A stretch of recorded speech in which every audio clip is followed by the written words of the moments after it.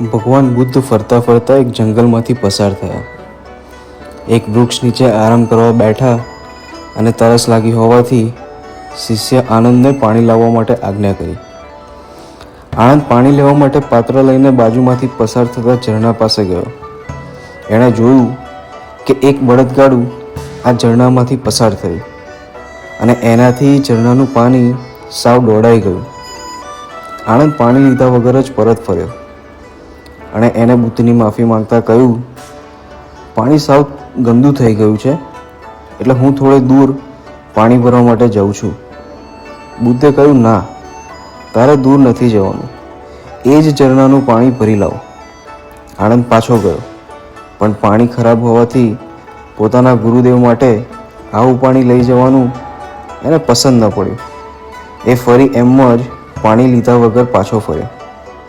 બુદ્ધે કહ્યું, જો સાંભળ, મારે એ જ ઝરણાનું પાણી પીવું છે, માટે તું ફરી ત્યાં જા, પાણી ભરી લાવ. આનંદ 3 થી 4 વખત આવ્યો અને ગયો, પણ પાણી ખરાબ જ હતું. હવે જ્યારે આનંદ પાણી ભરવા માટે ગયો તો આશ્ચર્યથી જોઈ રહ્યો. બધો કાદવ બેસી ગયો હતો. સડી ગયેલા પાંદડા તળિયા પર હતા. પાણી કાચની જેમ નિર્મળ થઈ ગયું હતું. આનંદ બુદ્ધ માટે પાણી ભરી લાવ્યો અને બુદ્ધને આ વાતની જાણ કરી.